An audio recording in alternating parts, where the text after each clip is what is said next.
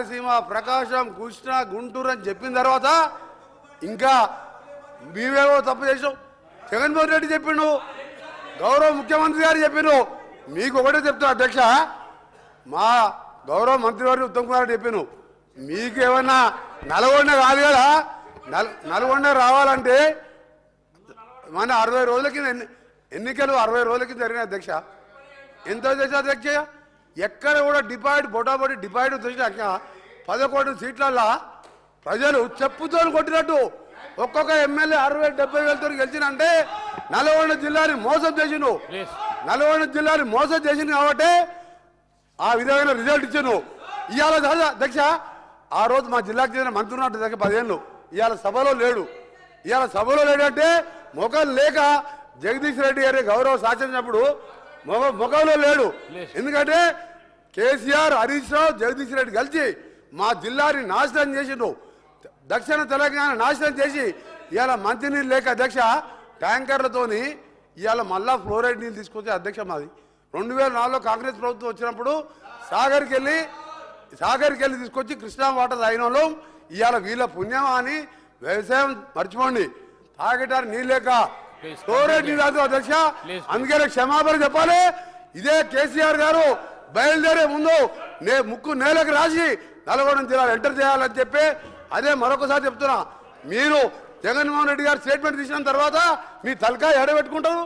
జగన్మోహన్ రెడ్డి గారు స్టేట్మెంట్ ఇల్లే, Jaganmohan Reddy statement ఇన్నదా minister గారు మధ్య అధ్యక్ష మా పల్లా రాజరెడ్డి గారు ఒకసారి అధ్యక్ష పల్లా రాజశేఖర గారు గౌరవ శాసనసభ్యులు మా ఉత్తమ్ కుమార్ రెడ్డి గారు మాట్లాడుతున్నప్పుడు ఆయన ప్రాజెక్టు గురించి మాట్లాడేసా ఆయనకి ఏం సంబంధం అధ్యక్ష? ఆ ప్రాజెక్టులో 2014 రాజకీయాలే లేడు, ఒక ఇంజనీరింగ్ కాలేజీలో మేనేజరు. ఆయనకి అధ్యక్ష ప్రాజెక్టు గురించి ఆయన మధ్యలో మాట్లాడతాడు.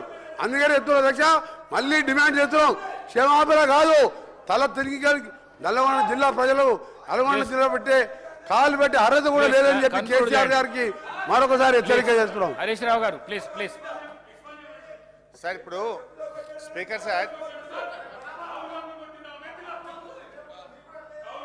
రాహుల్ గాంధీని కూడా అమేథీలో చెప్పుతో కొట్టినట్టే మరి. ఎందుకంటే ఇవాళ కోమటిరెడ్డి వెంకటరెడ్డి గారు హరీష్ రావు గారు ప్లీజ్ సార్, ఒక రిక్వెస్ట్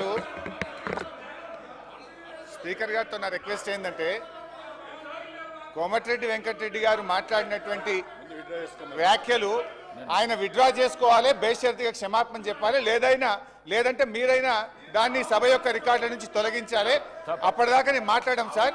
ఇప్పుడు ఒక రాష్ట్రాన్ని సాధించిన కేసీఆర్ ను 10 ఏళ్ల ముఖ్యమంత్రి గారిని పట్టుకొని అటువంటి భాష మాట్లాడడం తగదు.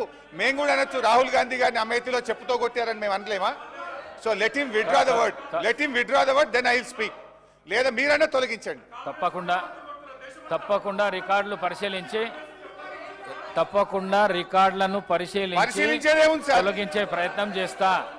మీరు కంటిన్యూ చేయండి. సార్, ఆయన అన్నాడు సార్, చెప్పుతో కొడతామనే పదాన్ని మీరు డిలీట్ చేయాల్సిందే. తప్పకుండా మీరు చెప్పాలి సార్. ఐఎమ్ డిలీటింగ్ అని చెప్పండి. మీరు అలాంటి పదాలు అసెంబ్లీలో మాట్లాడకూడదు.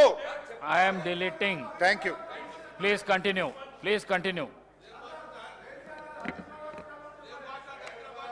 అధ్యక్ష ప్లీజ్ ఒక్క రిక్వెస్ట్ అధ్యక్ష. నేను 1 నిమిషం మాట్లాడితే 5 నిమిషాలు వారికి ఛాన్స్ ఇచ్చారు.